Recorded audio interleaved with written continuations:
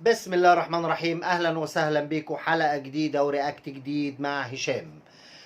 اعلن مارسيل كولر المدير الفني للنادي الاهلي قائمه ال 21 لاعب اللي ضمهم لمعسكر مباراه الذهاب ما بين النادي الاهلي والنادي الوداد المغربي في نهائي دوري ابطال افريقيا. جاءت القايمة كده بمفاجأة. أول حاجة استبعاد الشناوي لأنه مش كامل بنسبة 100%، وإن شاء الله بإذن الله هيلعب مباراة العودة. وبكده قايمة الفريق بتتكون من علي لطفي، مصطفى شوبير، حمزة علاء. أعتقد مصطفى شوبير نسبته أكبر. عندك خط الدفاع محمد عبد المنعم، محمود متولي، ياسر إبراهيم. عندك على اليمين محمد هاني وخالد عبد الفتاح. على الشمال علي معلول. طبعا خالد عبد الفتاح ممكن يتغير مكان علي معلول او ممكن يتغير مكان محمد هاني. عندك في نص الملعب رجوع حمدي فتحي مرة اخرى، واليو ديانج، مروان عطية، وعمرو السولية. عندك قدام بيلعب قفشة، قندوسي، تاو، حسين الشحات، احمد عبد القادر، وطاهر محمد طاهر. في الامام عندك محمد شريف وكهربا. اعتقد كده ان التشكيل مش هيخرج عن مصطفى شوبير، ده اعتقادي، مصطفى شوبير مش علي لطفي. مصطفى شوبير، محمد عبد المنعم، ياسر ابراهيم لامتيازه بضربات الراس، بيعرف يلعب بدماغه كويس جدا. يبقى عندك مصطفى شوبير، محمد عبد المنعم، وعندك ياسر ابراهيم. على اليمين محمد هاني، على الشمال علي معلول. خط النص هيبقى حمدي فتحي، مروان عطيه، اليو ديانج. وعندك في الامام كهربا، تاو، وحسين الشحات. ده اعتقادي ان ده اللي هيبدأ بيه مارسيل كولر المباراة. خلصنا كده ان شاء الله بكره الاجتماع الفني للماتش والمؤتمر الصحفي بتاع المديرين الفنيين وكباتن الفرق. خلصنا كده اول نقطة، نخش على تاني نقطة. نادي بيراميدز النهاردة بيهزم نادي فيوتشر. الاتنين طبعا كان منافسة مباشرة ما بينهم على المركز التاني، وبكده اعتقد ان بيراميدز حجز مكان خلاص. المكان التاني حط رجله كده في دوري ابطال افريقيا الموسم الجاي ان شاء الله، لان وصل الفارق ما بينه وما بين فيوتشر ل7 نقاط، وباقي ليهم كل واحد 5 ماتشات، يعني 15 نقطة. فاعتقد كده ان بيراميدز خلاص حسم المركز الثاني ليه.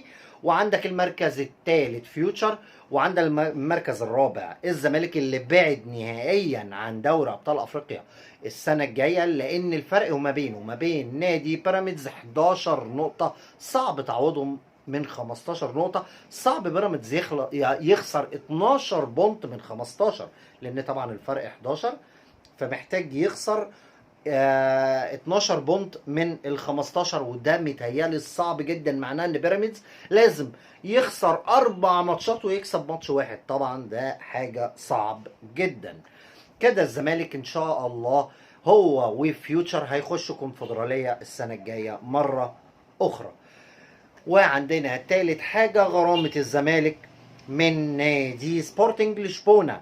خلاص تم تأكيد الخبر يا جماعة. نادي الزمالك مستني الاخطار الرسمي بالحيثيات بتاعة الرفض بتاع الطعن اللي قدمه نادي الزمالك او استئناف على العقوبة. وبمجرد ان الزمالك ياخد الحيثيات دي هيبتدي يعد 30 يوم، لو ما دفعش هيتخصم منه نقاط او هيهبط ليه.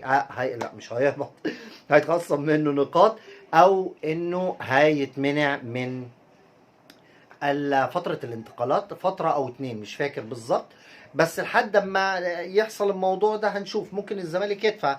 بس انا عايز اقول بس كلمة في الموضوع ده، بخصوص الموضوع ده بالذات، ان الموضوع ده كله السبب الاسد بتاع الزمالك مرتضى منصور. الكلام ده يا جماعة، الموضوع العقوبة دي من 2015، وسبورتنج لشبونة كان مرحب بالتقسيط. الزمالك قعد يقول هنقسط ويفكس، هيقسط ويفكس، هيقسط ويضحك عليهم، لدرجة ان مبلغ وصل من $500,000 لدلوقتي 1.5 مليون دولار.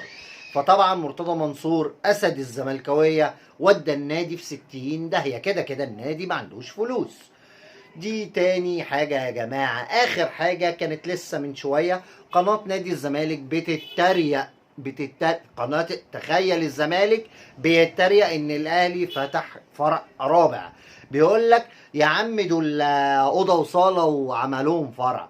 يا عم اقول لك على حاجه، اعمل انت الاوضه والصاله دي. انت جاي تتريق على الاهلي اللي عامل 4 فروع، وانت عندك فرع يتيم دافس لك فيه ملايين جوه النادي. النادي مش عارف، الناس بتتحرك بالجنب. خليكوا عاقلين يا جماعه، خليكوا عاقلين. وعمالين تقولوا الاهلي بيخسر في الكوره، وجايبين تقارير مش عارف منين ان الاهلي خسران في نشاط الكوره قد كده، وفي نشاط العاب الصالات. هو يا دي قناه نادي الزمالك ولا قناه النادي الاهلي يا جماعه؟ بس يعني حابب اعرف، انت حاطط دماغك ليه من دماغ حاطط الاهلي ليه قدام عينيك وعمال تتكلم؟ خليك في فرقتك. انا مش فاهم الناس دي بجد. انتوا بتستغفلوا جمهوركم يعني، ولا انتوا مش لاقيين حاجه تقولوها؟ ولا هي دي اللي بتعمل الترند وبتعمل مشاهدات لقناه نادي الزمالك، فانتوا بتطلعوا كلكم تهبدوا؟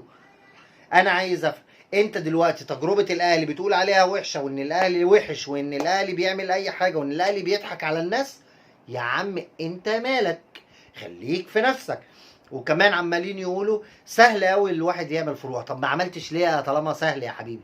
يقول لك اصل الاهلي بيخسر فعشان كده عمل فرع عشان يلم فلوس. يا عم ما تعمل زيي، بما انك انت شحات ومش لاقي تاكل، اعمل فروع ودخل فلوس. يعني انت بتغني، انت عايز تطلع القطط الفطسانه من اي حاجه حلوه اللي الاهلي بيعملها. طب اصلا وانت مالك اصلا؟ ده يعني انت فاشل.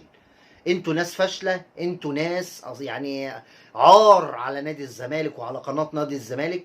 يعني يا رب يا رب القناه دي بجد تتقفل، عشان احنا قرفنا من الاشكال اللي بنشوفها عليها والكلام اللي بيقولوه.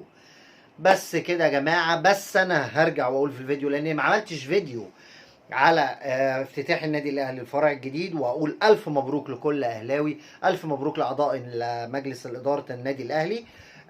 استمروا، وكلنا اجيال بتسلم بعضيها، وباذن الله نشوف الفرع الخامس والسادس والسابع. والطز في اي حد هيتكلم، وخليهم في نفسهم ويتلهوا على عينيهم اللي ما بيفهموش. وتصبحوا على خير.